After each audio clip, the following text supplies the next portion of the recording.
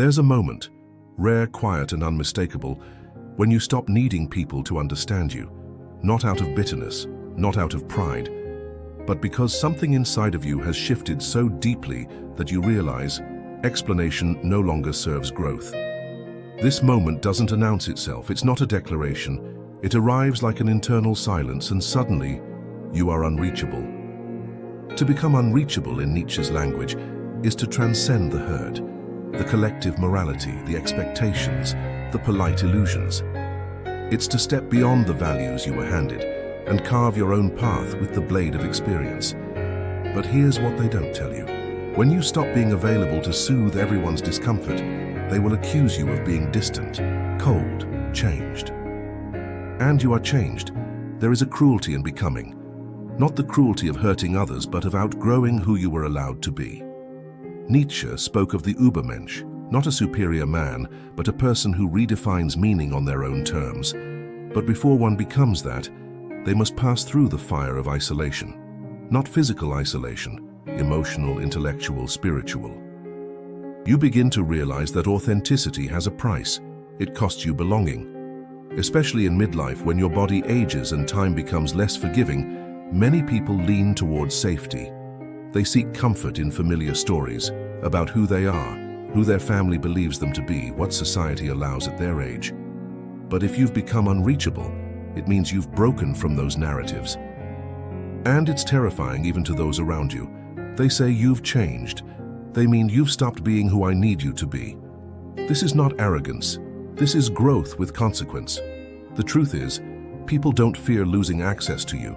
They fear what your distance reflects, their stagnation. Your silence, your refusal to over-explain, your peace with being misunderstood. These things challenge them, and so they will project discomfort back onto you. They will say you've closed off, that you've grown cold, but really, you've just chosen a deeper kind of warmth, the warmth of self-respect. In Nietzsche's view, man is not a fixed being, but a bridge, something to be overcome. When you stop explaining yourself, you cross that bridge. You walk out of the social script and into the wilderness of yourself. And at first, it is lonely, profoundly lonely. But in that silence, you begin to hear something else, your own voice, no longer filtered through fear. And when you hear that voice clearly, you don't need to justify it anymore. You simply live it. When you grow in ways others do not expect or do not want, you don't just evolve. You estrange. You become the unfamiliar presence in a room that used to feel like home. And perhaps the most painful realization of all is this: you can no longer return to the version of yourself they still remember. Friedrich Nietzsche understood this intimately. He spoke of the eternal recurrence, the idea that one should live as though they would choose the same life again, over and over, eternally.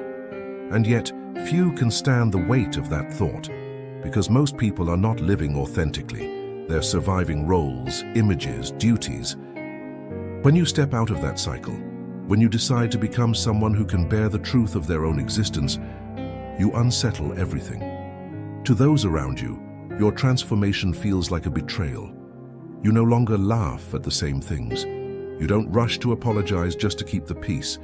You grow quiet in conversations that once consumed you. And what they feel, though they rarely say it, is grief. You have become a stranger. This estrangement is not always hostile. Sometimes it's subtle. It shows up in phone calls that taper off, invitations that stop arriving, the careful space people place between themselves and the new you. But what they call distance is really your clarity. You are no longer willing to perform connection. You only want what's real. This is the tragedy of midlife awakening. It opens your eyes to the falseness in many of your relationships. You begin to see that some of what you called love was actually obligation. Some of what you called friendship was built on shared denial. And when you stop playing along, the whole structure shakes. But Nietzsche would ask, was that truly connection, or merely the avoidance of solitude? To become the stranger is to endure the ache of being misunderstood. Yet it is also a birth. You learn to sit with yourself in deeper ways. You walk through your days less desperate for approval. And in time you find that the silence you feared is not empty, it's honest. It has room for new things to grow. There's a quote often attributed to Nietzsche: though possibly paraphrased, that captures this chapter of life perfectly. And those who were seen dancing were thought to be insane by those who could not hear the music. When you become unreachable, your music changes. Most won't hear it, some will resent it. But a few, just a few, will find their way to you because of it. And in that small circle of resonance, you will find something purer than acceptance. You will find recognition. One of the first accusations hurled at those who choose solitude, who set boundaries, who dare to prioritize inner truth, is selfishness. Especially in cultures like the American one, where productivity and people-pleasing are mistaken for virtue, stepping away can seem like abandonment. But here's the truth Nietzsche helps us see. Selfishness is often mislabeled self-respect. You stopped answering every message. You declined the invitations that drained you. You no longer explained every no. And suddenly people started whispering, "She thinks she's better than us," or "He's so full of himself these days." But they misunderstand what happened. You didn't rise above them. You returned to yourself. Nietzsche saw morality not as a universal code, but as a power dynamic. What we often call selfish is merely someone refusing to play by the rules of a group that expects obedience. In other words, your so-called selfishness is a threat to systems built on silent compliance. If you're in midlife or beyond, this narrative is even more charged. You may have spent decades in service to others, raising children, keeping a household, tending to a career, saying yes when your body said no. And then one day, you made a different choice. You listened inward instead of outward. And suddenly, you became hard to reach. Not because you vanished, but because they only knew how to find you in sacrifice. This is the cultural shadow we rarely talk about, the glorification of the selfless martyr. Especially among older generations, there's a deep-rooted expectation that one's value lies in giving, always giving, even to the point of depletion. So when you begin to fill your own cup, it's not seen as healthy, it's seen as betrayal. But Nietzsche would say, only the strong can bear the guilt of breaking free. You see, the real danger isn't in becoming selfish. It's in mistaking exhaustion for goodness. It's in thinking that love must come at the cost of self-erasure. The moment you reclaim your time, your energy, your voice, you don't become less kind, you become more honest. And that honesty will inevitably offend those who depended on your silence. Ask yourself, is it truly selfish to protect your peace? Is it cruel to stop performing a version of yourself that no longer fits? Or is it simply necessary? Nietzsche challenged humanity to become what it is, unapologetically, fiercely, and without illusion. That kind of transformation doesn't come through people-pleasing. It comes through rupture, through discomfort, through a long and often lonely walk back to the core of who you are. So no, you are not selfish, you are sovereign. And that scares people who have only known how to relate to you in your submission. When you become unreachable, silence becomes your closest companion. But silence is not absence. It's a language of its own, a space where truth no longer needs to shout to be heard. And yet for those around you, your silence is often experienced as punishment, as withdrawal, as rejection. But what they fail to see is that silence for you has become survival. Nietzsche often warned against noise. Not just literal noise, but the distraction of conformity, of mass opinion, of superficial chatter. He believed that true thought, radical, liberating thought, could only emerge in solitude. But in today's culture, silence makes people anxious, especially in midlife when many fear irrelevance or invisibility. Staying loud and available feels like proof of vitality. So when you go quiet, it unsettles those who rely on external validation to feel alive. But for you, this silence isn't emptiness, it's clarity. You no longer need to narrate your every move. You're not explaining your boundaries, justifying your distance, or editing your truth for comfort. In this quiet, something sacred unfolds. The ability to hear yourself fully, without interruption, without performance, without shame. Of course, there's a cost. Some people will drift away. Not because you pushed them, but because they only knew how to connect through your noise, through your caretaking, through your availability. When that disappears, they no longer recognize how to find you. But Nietzsche would ask, Were they connecting with you? Or with the version of you that made them feel secure? There's a grief that comes with silence. It's the grief of seeing who vanishes when you stop reaching out, when you no longer chase connection, when you sit still and watch what remains. And yet, this is not just loss, it is revelation. You learn who can love you in stillness. You learn which relationships can breathe without constant tending. You learn which bonds are rooted in truth, not transaction. In American culture, especially for older generations, productivity is often mistaken for worth. Many grew up believing that to be still was to be lazy, ungrateful, or selfish. But Nietzsche flips this narrative. He sees introspection and solitude not as weakness, but as the only path to authenticity. To become unreachable is not to vanish. It is to rise above the noise and listen for deeper music.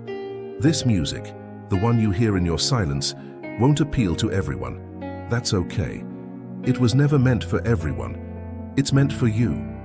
Because silence, when chosen with consciousness, is not a wall, it's a mirror. And in that mirror you finally see yourself, not as others define you, but as you are. There comes a point in life, often in our 40s, 50s or beyond, when the roles we've spent decades performing begin to feel unbearable. Parent, spouse, provider, peacemaker, friend. These identities, once sources of pride or purpose, begin to crack under the weight of their own expectations. And when you start letting those roles go, or daring to outgrow them, you become unreachable to those who depended on your performance more than your presence. Nietzsche warned against living inauthentically to serve moral constructs not of your own making. He believed that blindly fulfilling society's roles often leads to spiritual suffocation. To live truthfully, then, is to tear down the false self and allow what is raw, uncertain, and real to emerge. But that kind of honesty threatens the people who loved the mask. When you step away from a role, say, the dependable sibling who always fixes things, or the friend who always listens but never speaks, you are no longer useful in the way people prefer. You are no longer safe. And in a culture like America's, where identity is often built on function, what you do, who you serve, what you achieve, your refusal to play the part can be mistaken for a personal failure. But this collapse is not failure. It is freedom. It is painful, yes, because with each role you shed, you risk being misunderstood. When you stop calling every week, some will say you've changed.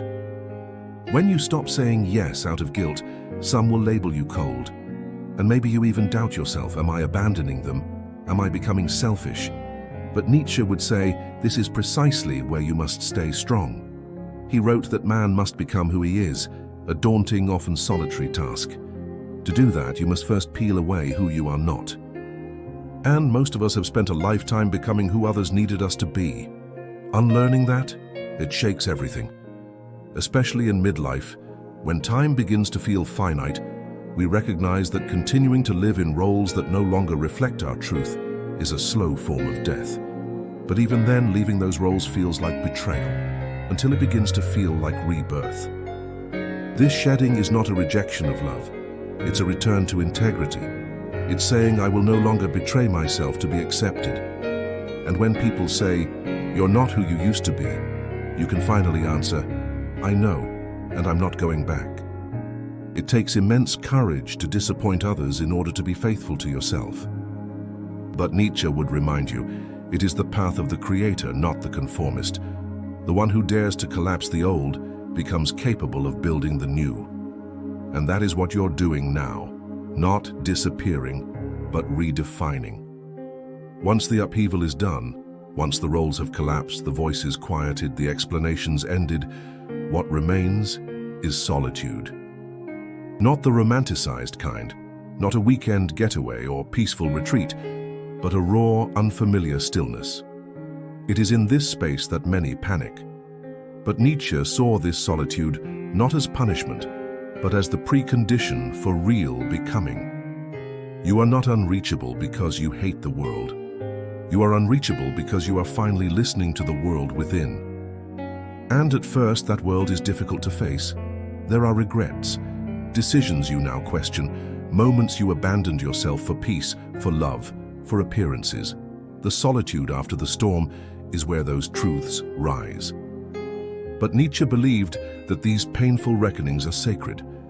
They are the compost of transformation. Without them, you remain trapped in repetition, in the roles, in the noise, in the false life. In American culture, where emotional independence is often over-glorified, yet poorly understood, this solitude can feel disorienting. We're taught to fix, to distract, to move on. But Nietzsche would argue that moving on too quickly is spiritual avoidance. He would tell you to sit with the ashes until you understand what burned. Here in the solitude, time slows down. You begin to feel things you once pushed aside. Old grief, unspoken anger, a longing you thought you'd outgrown. These feelings don't arise to haunt you. They arise to free you. Because for the first time, you're not managing others. You're not performing for love. You're just here. And it's terrifying, because the question echoes, if I'm not who I was for them, then who am I? Nietzsche called this space the wasteland, a metaphorical exile between identities. It's what happens after you stop obeying inherited values, but before you create your own. Most people rush to escape it. But those who endure it, who face themselves honestly in that stillness, become capable of something rare, self-creation. This is where the true meaning of becoming unreachable takes shape. It's not that you're unreachable to punish or to elevate yourself. You are unreachable because you are in sacred construction. You are not avoiding the world. You are re-entering it on your own terms.